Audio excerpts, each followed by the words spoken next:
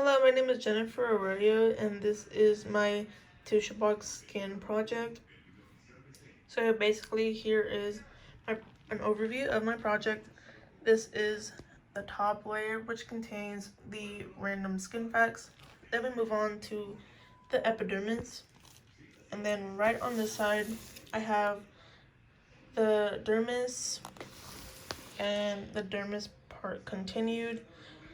And over here is my skin disorder, which I will explain further in the video. So starting off with the top layer, which is the epidermis, here I have this blue strip of clay, which is to resemble the outermost layer of the skin, which is the epidermis, which I have labeled right there. Then moving on right to the bottom, which is this purple thick layer, which is the stratum corneum. Then moving down to the thin orange layer right here, we have the stratum lucidum. And then we have this thin red layer moving across. We have the stratum granulosum. And then right below it, we have the stratum spinosum, which contains these little squares right here. Then right below it is the stratum basal, which is this thin layer going across the box. And within those layers, we have cells, many cells, which are number one, starting off with keratinocytes, which are these little blue or purple squares that I have around the layer of the stratum basal. And then right above it, in the stratum spinosum layer, I have melanocytes, which are supposed to resemble these green beads resemble the melanocytes that I have around here, just to give this layer a little more dimension. Then moving along, we have the Langerhans cells, which are these oddly star-shaped purple stars that I have right here that look pretty weird. And then next we have the Merck cells, or the tactile discs, which are these little squares that I have over here. And I have this whole layer labeled, as you can see. Then moving on to the second layer, which is the dermis, which is split up into two sections. You can see there's a lot going on, just like how there's a lot going on in our skin that people normally don't realize. So first off, I have this blue layer, which is supposed to resemble this blue part of the clay. So it's supposed to resemble the ending of the epidermis. But right below, we have the papillary layer. And then we have the reticular layer, which is this like middle part right here. And then in the dermis, we have the dermal papilla, which is over here right below the epidermis. In our actual skin, it's like bumpy, I guess you can say, kind of like mountains or hills, if you want to put it like in perspective. So that's why I chose these yellow beads to resemble the hills that the dermal papilla looks like. Then moving on, we have the hair shaft, which is basically the outermost part of our hair, which shows on our epidermis, which have these black little tube things. I forgot what they're called.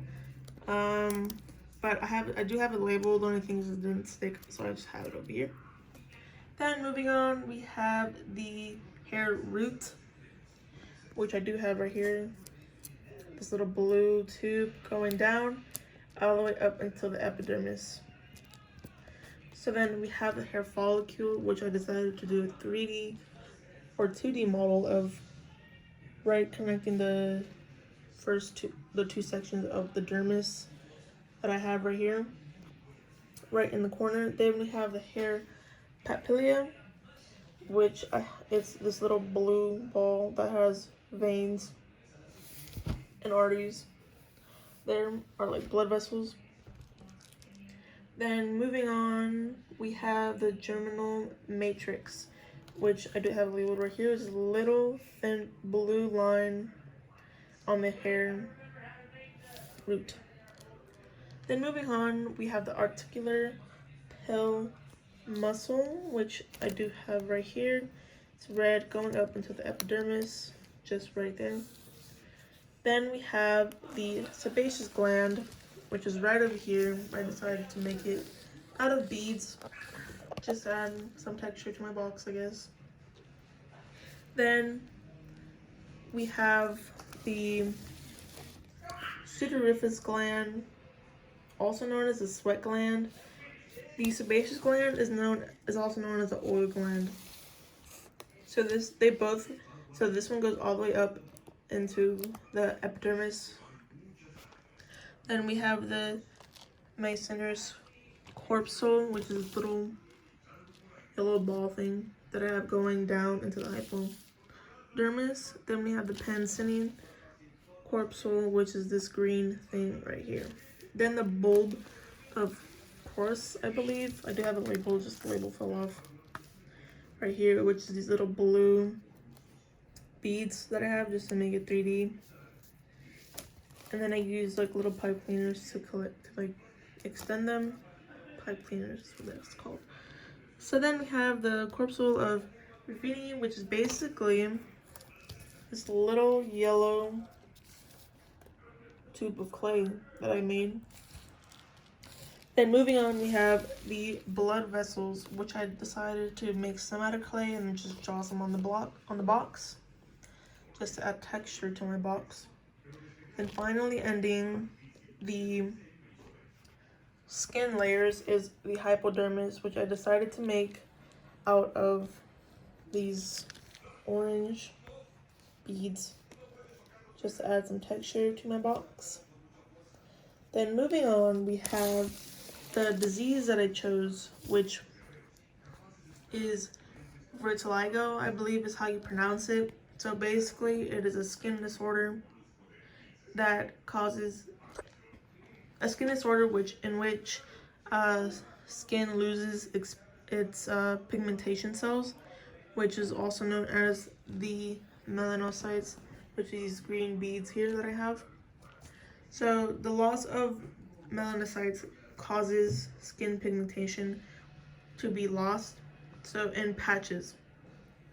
So basically the green background is supposed to resemble someone's actual skin color, while these yellow beads that I have together in groups are supposed to resemble the discoloration in patches. So that's what it's supposed to be. And then right at the top of my box, I do have the random skin facts. I'll read them out to you.